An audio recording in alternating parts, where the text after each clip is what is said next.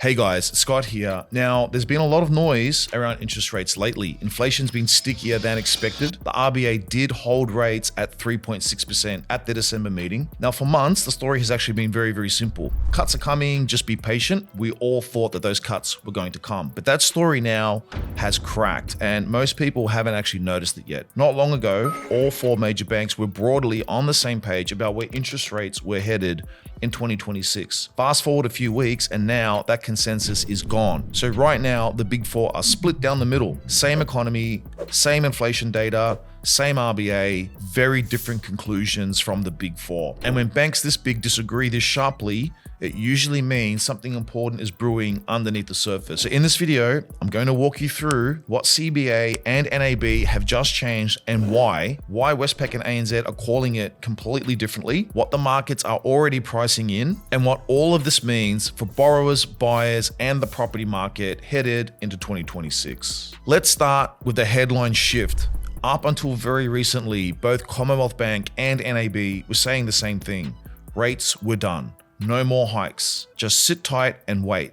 That view is now gone. Both banks have formally changed their forecasts and are now saying the Reserve Bank is likely to raise interest rates at its first meeting of 2026. That's February, not later in the year, not maybe. This is their base case. CBA thinks the RBA will lift rates once, a 25 basis points hike, and then pause. NAB goes further. They're saying one hike in February and another in May. So in simple terms, Commonwealth Bank sees a small adjustment, NAB sees a stronger reset. Either way, both are saying the same thing. Rates aren't coming down. They might actually go up. That's a huge shift from where the conversation was just a few months ago. Now, why the sudden change? It comes down to three simple ideas. First, the economy isn't slowing the way the RBA expected. Jobs are still there. Spending has not fallen off a cliff. Businesses are still holding up. Second, inflation is being stubborn. It's not exploding, but it's also not falling fast enough to make the RBA comfortable. And third, the RBA itself has changed tone.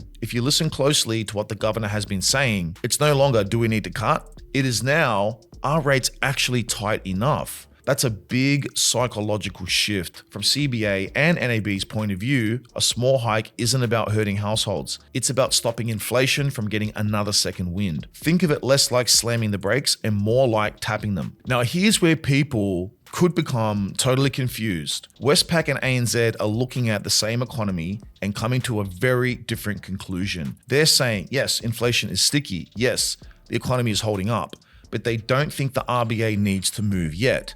Their argument is simple. Households are already under pressure. Unemployment is creeping up slowly, and hiking too early risks tipping things too far the other way. So their call is hold rates where they are, watch the data, don't rush. Importantly, even Westpac and ANZ do admit this. If the RBA does move in 2026, a hike is far more likely than a cut. So what does this all mean for the property market in 2026? Here's the part most people get totally wrong. Everyone is obsessing over interest rates.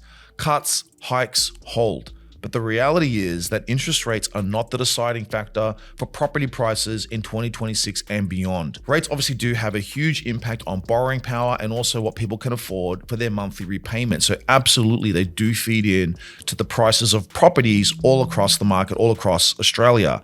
However, we did see when interest rates went up 12 straight consecutive times, we did not see a crash in property prices. In fact, in many cases, we saw property prices increase. When you have a market with 1.3 to 1.9% national population growth, so a growing population, and you've got a constraint on new supply, if rates are up or down, rates will not be the deciding factor for what happens in the property market. So what does it all mean for the property market in 2026? Here's the part most people get wrong. Interest rates will not be the deciding factor for property prices from 2026 to 2030. Rates do matter, and rates absolutely do have an impact. They affect sentiment for a few months, but they will not determine property prices for 2026 to 2030, and they will not impact the direction of the property market. What will determine prices from 26 and beyond will be supply versus demand. And right now, that imbalance is extreme. We've been through this before. In 2023, interest rates were rising aggressively, and yet property prices kept climbing. Why is this so? because we had a severe housing shortage, strong population growth, not enough homes were being built. That exact same setup exists today. In fact, it's worse, and we will not see 12 rate increases. We might see 1, we might see 2. We will not see 12. The government is not fixing supply in any meaningful way. Construction is lagging, approvals are weak, completions are falling short. At the same time, demand is being actively pushed higher. We also have new buyer schemes from the federal government, such as the shared equity programs. These are incentives that put more people into the market, especially at the affordable end. So you've got demand doubling and tripling in the very part of the market where supply is shrinking. That's the definition of upward pressure. So let's be very clear about this. If rates do go up 25, 50 points, it won't stop prices. Rates are a side character in this story. The main character is the structural shortage of housing, and that has not changed and will not change. That's why, despite all the noise around rate forecast, every major institution is still expecting prices to rise in 2026. Westpac, ANZ, NAB, CBA, AMP, SQM, they're all roughly in the same range, around 7 to 12% growth nationally. So don't get distracted by banks flipping their rate calls every few weeks. Those same banks are also telling you very clearly that property prices are still headed higher. If you're sitting on the sidelines waiting for rates to save you by pushing prices down, history says that will not happen. So I'll leave this with you. Do not get swayed by the rate headlines. Don't get paralyzed by forecast changes. Focus on what actually moves property markets: supply, demand, and structural imbalance. I'd love to hear your thoughts. Do you think rates will matter more than fundamentals next year?